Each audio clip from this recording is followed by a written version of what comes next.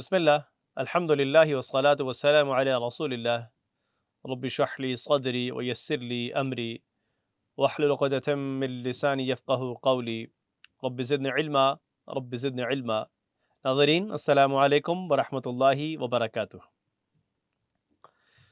فہم القرآن آسان طریقے سے لیسن نمبر 2 میں آپ سب کو ویلکم کہتا ہوں۔ آج کے سبق میں انشاءاللہ ہم سورۃ الفاتحہ کی آیت نمبر 4 اور 5 کو پڑھیں گے، اور سبق کے دوسرے سے قواعد کے اندر ہم 7 الفاظ سیکھیں گے، ہوا، ہم، انت، انتم، انا، نحن۔ آج ہم سورۃ الفاتحہ کی آیت نمبر 4 پڑھتے ہیں۔ مالک یوم الدین، مالک ہے دن کا بدلہ کے، مالک یوم الدین، مالک ہے دن کا بدلہ کے۔ لفظی ترجمہ سیکھتے ہیں، مالکی، مالک، مالک اردو میں بھی مالک کہتے ہیں اور عربی میں بھی مالک ہی استعمال ہوتا ہے۔ یوم، دن، یوم واحد ہے اور اس کی جمع ہے ایام، اور یہ یوم اور ایام دونوں الفاظ قرآن کریم کے اندر تقریباً 405 مرتبہ استعمال ہوئے ہیں۔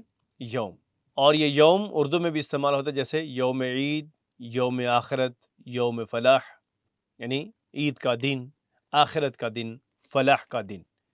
تو یوم، دن۔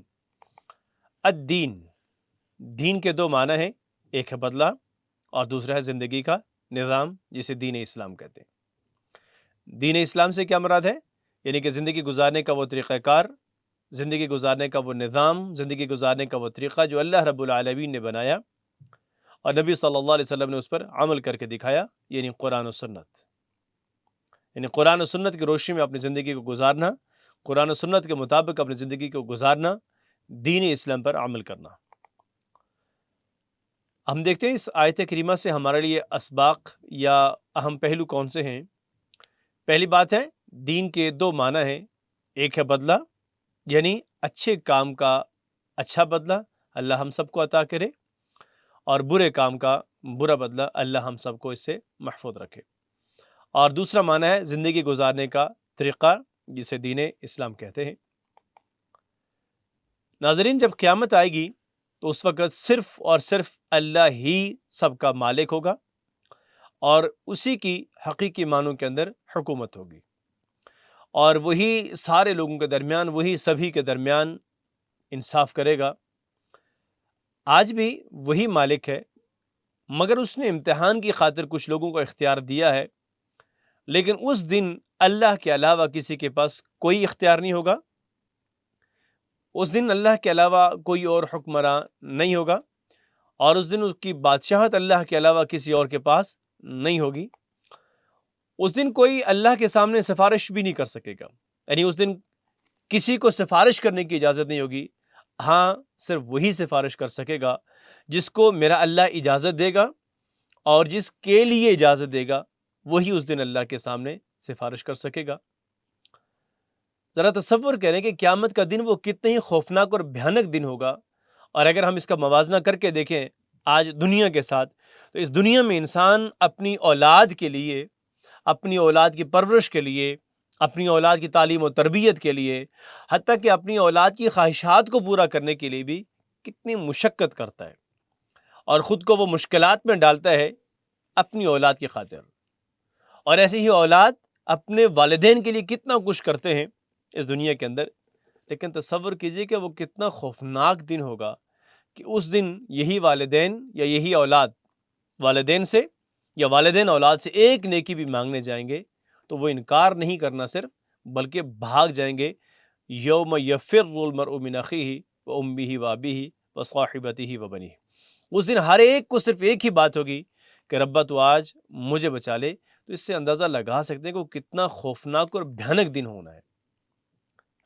اور اس آیت کو پڑھتے ہوئے یہ امید رکھنی چاہیے کہ قیامت کے دن انشاءاللہ رب کی رحمت سے امید ہے قیامت کے دن ہم پر رحم کرے گا، اور ہمیں ہماری اچھائیوں کا بدلہ اچھائی کی صورت میں دے گا۔ اور اس کے ساتھ ساتھ یہ ڈر بھی ہونا چاہیے، یعنی گناہوں کے انجام کا ڈر ہونا چاہیے ہمیں۔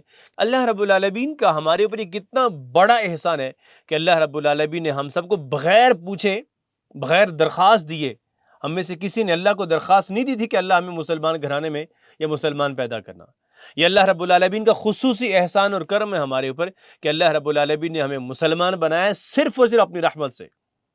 اب ہم اسے معافی مانگتے ہیں اور اسے جنت کا سوال کرتے ہیں، اور امید ہے وہ ضرور بے ضرور ہماری دعا کو قبول کرے گا۔ جب بھی اس آیت کریمہ کو نماز کے اندر پڑھیں تو ضرور ایک لمحے کے لیے تصور میں وہ محشر کے دن کو دیکھیں کہ وہ نفسا نفسی ہے، اور انسان کچھ لوگوں کو اللہ ہمیں بھی نصیب کرے اللہ کے عرش کا سایہ نصیب ہے، اور کچھ کو اللہ کے عرش کا سایہ نصیب نہیں ہے، اور اس کو محسوس کرتے ہوئے اس آیت کو پڑھیں۔ اور عادت نمبر 7 ہم پڑھیں گے، اس سے پہلے 6 عادات ہم پڑھ چکے ہیں۔ عادت نمبر 7 ہے کہ کوشش ہو کہ ہر کام کو آخرت کو سامنے رکھ کر کیا جائے۔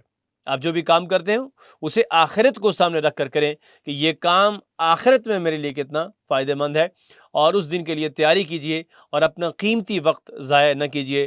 ناظرین، یہ جو زندگی ہے مجھے اور آپ سب کو اللہ رب العالمین نے عطا کی ہے، یہ بہت ہی قیمتی ترین چیز ہے ہمارے لیے، اور زندگی میں جو ایک ایک لمحہ ہمارا گزر رہا ہے، یہ لمحہ بہت ہی قیمتی ترین چیز ہے ہمارے لیے۔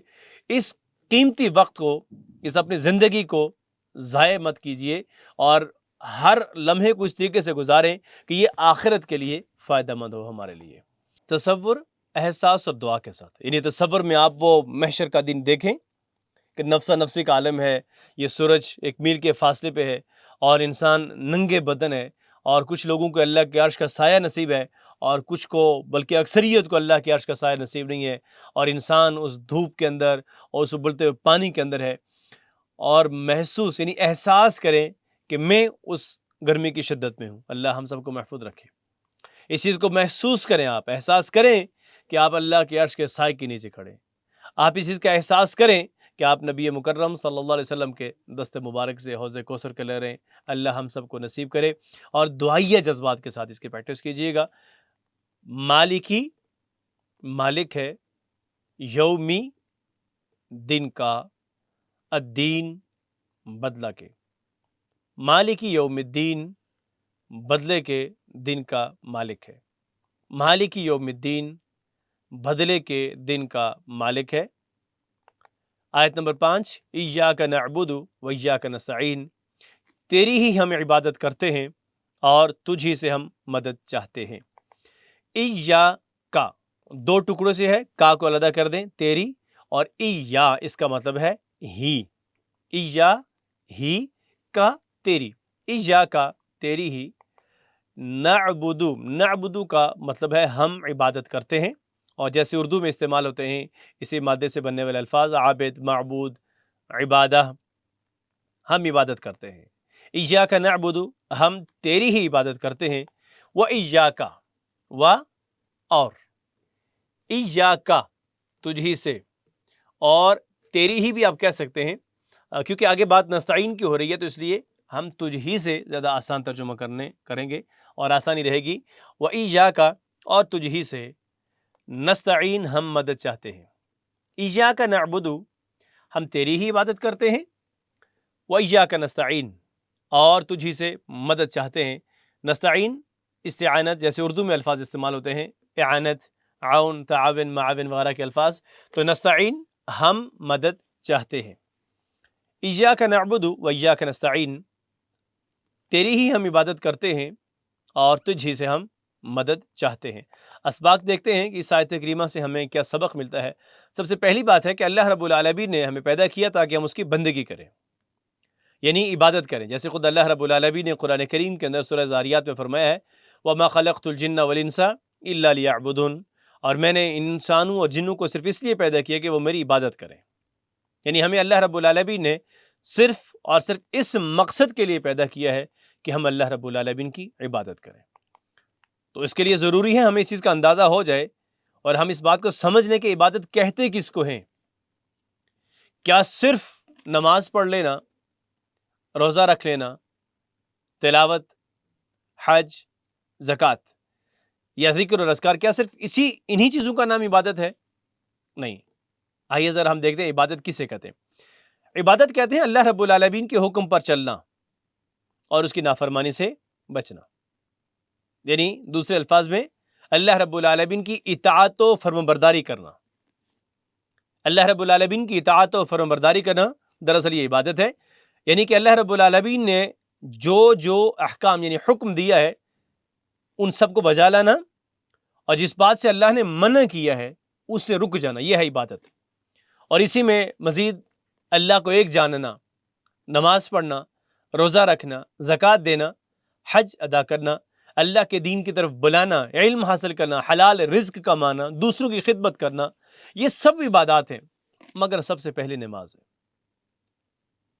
اس لیے کہ نماز دین کی بنیاد ہے، نبی صلی اللہ علیہ وسلم نے فرمایا، اور جس نے اس کو قائم کیا اس نے دین کو قائم کیا، اور جس نے اس کو چھوڑا، اس کو ڈھا دیا، اس نے دین کو ڈھا دیا۔ تو گویا کہ ہم نے سب سے پہلی چیز اپنی نماز کو قائم کرنا ہے، اور باقی ساری زندگی جو اپنی زندگی ہے وہ اللہ رب العالمین کی اطاعت میں گزارنی ہے، یعنی کہ اپنی خواہشات اور اپنی مرضی کے مطابق زندگی کو نہیں گزارنا ہے، اللہ رب العالمین ہی کی اطاعت کے اندر اپنی زندگی کو گزارنا ہے۔ اور یہ ہم اعتراف کرتے ہیں اللہ کے سامنے کھڑے ہو کے، ہر نماز کی ہر رکعت میں کھڑے ہو کے اللہ کے سامنے اعتراف کرتے ہیں کہ ایاک نعبد، کہ اللہ ہم صرف تیری ہی اطاعت و فرما برداری کرتے ہیں، ہم صرف تیری ہی عبادت کرتے ہیں۔ اور اسی آیت کے اس حصے کے مناسبت سے عادت نمبر 8، یعنی ہر کام میں نیت کس کی ہو؟ عبادت کی، ہر کام میں عبادت کی نیت ہو۔ دراصل انسان کے جسم کے دو حصے ہیں، اور ایک جسم ہے یعنی جو مٹی سے بنایا ہے اللہ تعالیٰ نے، اور دوسرا روح ہے۔ جسم کو تر و تازہ رہنے کے لیے، اس کی پرورش اور نشو و نما کے لیے انسان کو غذا کی ضرورت ہے، اور روح کو اسی طریقے سے تر و تازہ رہنے کے لیے عبادت کی ضرورت ہے۔ اور انسان جب تک اللہ تعالیٰ کی صحیح طرح سے عبادت نہیں کرتا تو اس روح کو سکون نہیں مل سکتا۔ تو گویا کہ ہمیں، اگر ہماری روح کو یا ہمیں حقیقی طور پر سکون چاہیے تو ہم اللہ رب العالمین کی عبادت کریں، اور صحیح طریقے سے، یعنی اس کو کامیابی نہیں مل سکتی۔ اور اگر دنیا میں وقتی طور پر کچھ مل بھی گیا انسان کو اسباب کی دنیا کے اندر مال و متاع مل گیا، کچھ مل بھی گیا، تو جو حقیقی زندگی میں اصل جو چیز ہے انسان کے پاس وہ سکون ہے، تو اسے سکون شاید میسر نہ ہو، کیونکہ سکون وہ صرف اور صرف اللہ رب العالمین کے ساتھ تعلق کی، اور وہ عبادات، الا بذکر اللہ تطمئن القلوب، اطمینان قلب جو ہے وہ اللہ کی عبادت، اللہ تعالیٰ کے ساتھ تعلق کی بنیاد پر انسان کو میسر ہوتا ہے۔ اور دوسری بات ہے وہ ایاک نستعین، ہم اتنے کمزور ہیں کہ اللہ کی مدد کے بغیر اپنی پیاس تک نہیں بجھا سکتے، تو اللہ رب العالمین کی عبادت ہم اس کی مدد کے بغیر کیسے کر سکتے ہیں؟ تو اس احساس کے ساتھ نماز میں، یا نماز سے ہٹ کے جب بھی یہ آیت کریمہ پڑھیں، وَإِيَّاكَ نَسْتَعِينُ پڑھیں، إِيَّاكَ نَعْبُدُ وَإِيَّاكَ نَسْتَعِينُ پڑھیں، تو اس احساس کے ساتھ یہ آیت پڑھیں کہ اے اللہ اس نماز کو اور اس نماز کے بعد ہر کام کرنے کے لیے مجھے تیری مدد کی ضرورت ہے، ہر مشکل اور ہر پریشانی کے وقت اے اللہ مجھے تیری ہی مدد چاہیے، اور اے اللہ تیری عبادت کرنے کے لیے بھی مجھے تیری مدد کی ضرورت ہے، اور اے اللہ تو مجھے ایسی عبادت کرنے کی توفیق عطا فرما جو تجھے پسند آ جائے۔ یہ دعا اللہ تعالیٰ سے کرتے رہیے۔ اور عادت نمبر 9 وَإِيَّاكَ نَسْتَعِينُ کی مناسبت سے ہر کام میں، ہر کام کے اندر اللہ رب العالمین سے مدد مانگنا، جیسے انبیاء علیہ السلام نے کیا، جیسے نبی مکرم صلی اللہ علیہ وسلم نے کیا، یعنی اللہ رب العالمین سے ہی دعا مانگتے رہے۔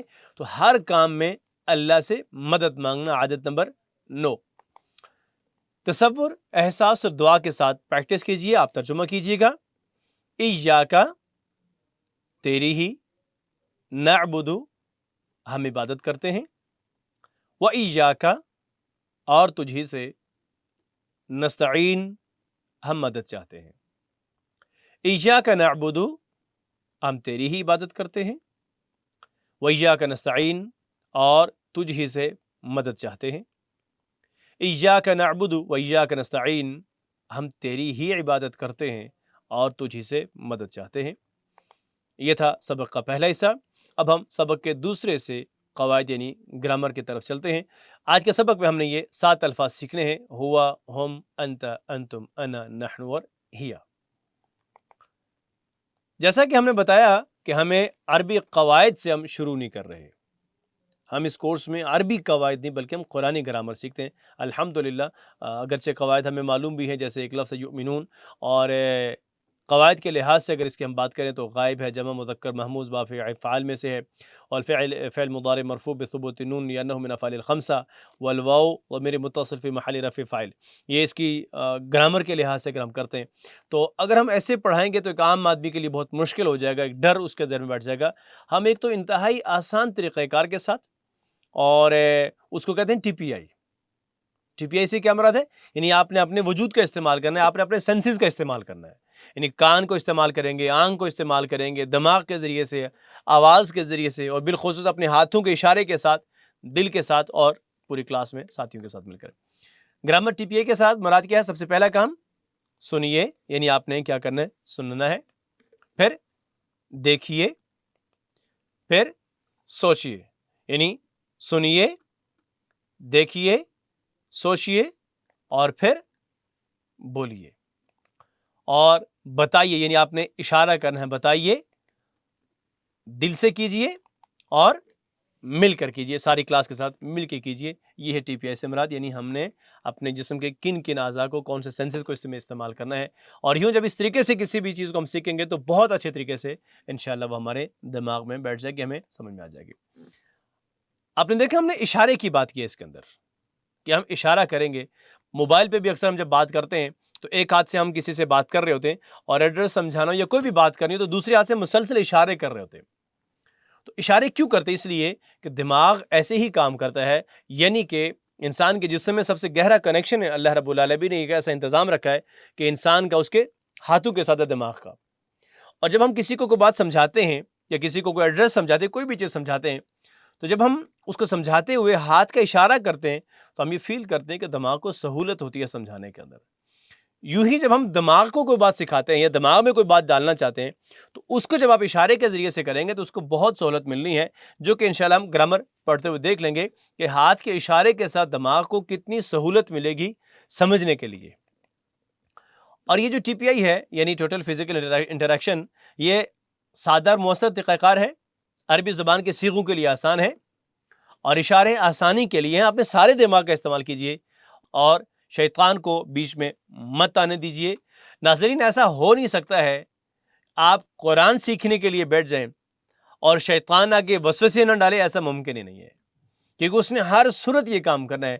تو اس لیے شیطان کو بیچ میں مت آنے دیجئے، اور ٹی پی آئی کے ذریعے انشاءاللہ ہم قرآن کریم کے اندر آنے والے 200 افعال اور 20 ضمائر اور حروف وغیرہ ملا کر سیکھیں گے، جن کی تعداد تقریباً 30,000 بنتی ہے۔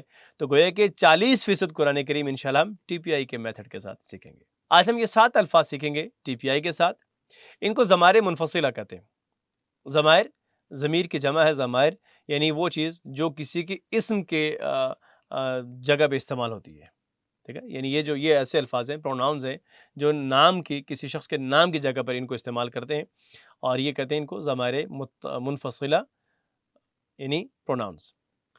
اب ہم نے ان کو اشاروں کے ساتھ سیکھنا ہے، تو اشارے کیسے کریں گے؟ ہم رائٹ ہینڈ کا استعمال کریں گے یا پھر لیفٹ ہینڈ کا استعمال کریں گے۔ جب ہم رائٹ ہینڈ کا استعمال کریں گے یا رائٹ ہینڈ سے اشارہ کریں گے، اس سے مراد میل ہے، یعنی مذکر، اور لیفٹ ہینڈ سے اشارہ کریں گے تو مؤنث کی ہو جائے گی۔ رائٹ ہینڈ کو جب رائٹ سائڈ پہ لے جائیں گے تو اس سے مراد میل ہے، لیکن تھرڈ پرسن ہے، یعنی غائب ہے۔ رائٹ ہینڈ کا استعمال سامنے کی طرف کریں گے، میل، مخاطب، یعنی سیکنڈ پرسن، اور اپنی طرف کریں گے تو فرسٹ پرسن، اور یوں سائڈ پہ کریں گے لیفٹ ہینڈ سے تو گویا کہ مؤنث ہے اور غائب ہے۔ ابھی ہم صرف 2 کلمات پڑھیں گے واحد اور جمع کے لیے، ٹھیک ہے؟ تو جب آپ یوں دائیں ہاتھ سے دائیں جانب ایک انگلی سے اشارہ کریں گے تو اس سے مراد ہے واحد، مذکر، غائب، اور جمع کا اشارہ کریں گے تو جمع مذکر غائب ہے۔ ایسے ہی مخاطب کے لیے واحد ہے اور جمع ہے، اور متکلم کے لیے واحد و جمع ہے۔ اب آئیے ہم ان الفاظ کو ٹی پی آئی کے ساتھ سیکھتے ہیں۔ ہوا، ہم، انت، انتم، انا، نحن، ہی۔ ہوا، ہم، انت، انتم، انا، نحن، ہی۔ ہوا، ہم، انت، انتم، انا، نحن، हिया, हुआ हम, अंत अंतुम, अना नहनु, हिया। अब हम सोचते हुए तर्जुमा करेंगे, यानी ज़बान से तो हम पढ़ रहे हैं हुआ वो, लेकिन इससे मुराद क्या है? जब हमने दाएं हाथ से इशारा किया तो मुज़क्कर है, दाईं साइड पे इशारा किया है तो गायब है, विद वन फिंगर किया है तो वाहिद है। तो यानी वाहिद, मुज़क्कर, गायब, ये सारी चीज़ें दिमाग को हमारे इस इशारे के करने की वजह से खुद से मालूम है। जी, साथ में तर्जुमा करेंगे, हुआ वो, हम वो सब, अंता आप, अंतुम आप सब, अना मैं, नहनु हम सब, हिया वो औरत, हुआ वो, हम वो सब, अंता आप, अंतुम आप सब, अना मैं, नहनु हम सब, हिया वो औरत। नाज़रीन, ये सभी अल्फाज के शुरू में काउंटिंग, जैसे हुआ 481 है, होम 44 है, अंता 81 है, अंतुम 135 है, अना 68 है, नहनु 86 है और हिया 64 टाइम। यानी इससे मुराद है कि ये सारे अल्फाज एक एक कुरान करीम के अंदर कितनी मरतबा इस्तेमाल हुए या रिपीट हुए। एक दफ़ा फिर दोहराइएगा, हुआ वो, हम वो सब, अंता आप, अंतुम आप सब, अना मैं, नहनु हम सब, हिया। मज़ीद प्रैक्टिस करते हैं अरबी के अल्फाज, हुआ हम, अंता अंतुम, अना नहनु, हिया। जज़ाकुमुल्लाह खैर। आपने देखा कि हमने सिर्फ 7 अल्फाज पढ़े हैं 14 के बजाय। अरबी में जब इन अल्फाज को तकसीम किया गया तो तकरीबन 14 अल्फाज होते हैं। ये 7 का इस्तेमाल क्यों किया गया? इसलिए कि जो दो और मुअन्नस के जो बाकी अल्फाज हैं, ये कुरान करीम में बहुत कम इस्तेमाल हुए हैं। इनको इंशाल्लाह हम आगे सीखेंगे। और कुरान करीम में जहाँ कहीं भी मुज़क्कर और मुअन्नस यानी दोनों को जब मुखातिब करके पुकारा गया है तो वहाँ पर मुज़क्कर का और जम का सीगा इस्तेमाल किया है। अलहदा जहाँ कहीं सिर्फ मुअन्नस के लिए अल्लाह ताला ने सिर्फ औरत की बात की जमा के साथ, तो वहाँ पर तो सिर्फ मुअन्नस के लिए लफ्ज़ इस्तेमाल हुआ है। वरना बाकी जहाँ कहीं मुज़क्कर और मुअन्नस दोनों की बात हो तो वहाँ पर जमा में सिर्फ मुज़क्कर का लफ्ज़ इस्तेमाल किया है। और जो बाकी दूसरी बात है कि ये तस्निया यानी दो और मुअन्नस के अल्फाज इंशाल्लाह हम आगे जाके अगले असबाक के अंदर सीखेंगे। अभी हम सिर्फ ये शुरू वाले ये इसलिए पढ़ रहे हैं कि ये कुरान करीम के अंदर बहुत ज़्यादा बार इस्तेमाल हुए। हमने पिछले सबक में इस्म को पढ़ा था और उसकी वाहिद से जमा बनाने का तरीक़ा सीखा था। और हमने ये पढ़ा कि ये मुज़क्कर के लिए इस्तेमाल होने वाले अल्फाज हैं, तो हम इनके साथ जो हुआ और हम हैं यानी जो ज़माइर मुनफसिला हैं, इनके साथ इस्म को लगाकर प्रैक्टिस करते हैं। मेरे साथ पढ़िए, हुआ मुस्लिम, हम मुस्लिमून, यानी वाहिद के साथ वाहिद और जमा के साथ जमा लगाएंगे। हुआ मुस्लिम, हम मुस्लिमून, अंत मुस्लिम, अंतुम मुस्लिमून, अना मुस्लिम, नहनु मुस्लिमून। हुआ मुस्लिम, हम मुस्लिमून, अंत मुस्लिम, अंतुम मुस्लिमून, अना मुस्लिम, नहनु मुस्लिमून। अब साथ तर्जुमा करेंगे। हुआ मुस्लिम, वो एक मुसलमान है। हम मुस्लिमून, वो सब मुसलमान हैं। अंत मुस्लिम, आप मुसलमान हैं। अंतुम मुस्लिमून, आप सब मुसलमान हैं। अना मुस्लिम, मैं मुसलमान हूँ। नहनु मुस्लिमून, हम सब मुसलमान हैं। हुवा मुस्लिम, वो एक मुसलमान है। हम मुस्लिमून, वो सब मुसलमान हैं। अंत मुस्लिम, आप एक मुसलमान हैं। अंतुम मुस्लिमून, आप सब मुसलमान हैं। अना मुस्लिम, मैं एक मुसलमान हूँ। नहनु मुस्लिमून, हम सब मुसलमान हैं। अरबी के अल्फाज फिर दोहराते हैं। हुआ मुस्लिम, हम मुस्लिमून, अंत मुस्लिम, अंतुम मुस्लिमून, अना मुस्लिम, नहनु मुस्लिमून। जज़ाकुमुल्लाह खैर। हमने अपने मकासद में ये चीज़ पढ़ी थी कि हम अरबी मज़मून की मुनासबत से अरबी बोलचाल करेंगे। तो आइए अब हम इस जो हमने टेबल पढ़ा है इनकी मुनासबत से अरबी में बातचीत, अल मुहादसतुल अरबिया। तो एक नया लफ्ज़ आपके लिए मन, تو من کا مطلب ہے کون. جب یہ فقرے کے شروع میں آتا ہے تو اس کا مطلب ہے کون. باقی ڈیٹیل سے انشاءاللہ ہم اپنے کورس کے اندر آگے اس کو سیکھیں گے. تو ابھی ہم یہاں پر سیکھ رہے ہیں من کون. تو ہم نے ہوا کے اور ہم کے شروع میں لگانا ہے من اور اس کا پر جواب دینا ہے. آپ جواب دیجئے گا من ہوا مسلم. کیا معنی ہے من ہوا کا؟ وہ کون ہے. اور ہوا مسلم وہ ایک مسلمان ہے. من ہوا مسلم. من ہم مسلمون. من انت آپ نے اس کا جواب انا، کیونکہ جب آپ سے پوچھتے ہیں نا آپ کون ہیں تو آپ جواب دیتے ہیں کہ میں مسلمان ہوں. ٹھیک ہے. من انت انا مسلم. من انتم نحن مسلمون. من ہوا مسلم. من ہم مسلمون. من انت انا مسلم. من انتم نحن مسلمون. جزاکم اللہ الخیر. ناظرین یہ تھا آج کا سبق جس میں ہم نے سورۃ الفاتحہ کی آیت نمبر 4 اور 5 کو پڑھا ہے، اور گرامر کے اندر آج ہم نے ٹی پی آئی کے میتھڈ کے ساتھ ضمائر منفصلہ یعنی 7 الفاظ سیکھے ہیں. تم میں سے بہترین ہے وہ شخص جو قرآن سیکھے اور سکھائے. اللہ رب العالمین نے جب اس بہترین سلسلے میں، اس بہترین مبارک سلسلے میں ہمیں محض اپنے کرم سے شامل ہونے کی توفیق دی ہے، تو آئیے پہلے اللہ رب العالمین کا اس انتخاب کے اوپر شکر ادا کرتے ہیں اور یہ دعا کرتے ہیں کہ اللہ اسے ہمیں ہمیشہ جاری رکھنے کی توفیق عطا فرما. آمین. سبحانک اللہم و بحمدک نشہد ان لا الہ الا انت نستغفرک و نتوب الیک. جزاکم اللہ الخیر والسلام علیکم ورحمۃ اللہ وبرکاتہ.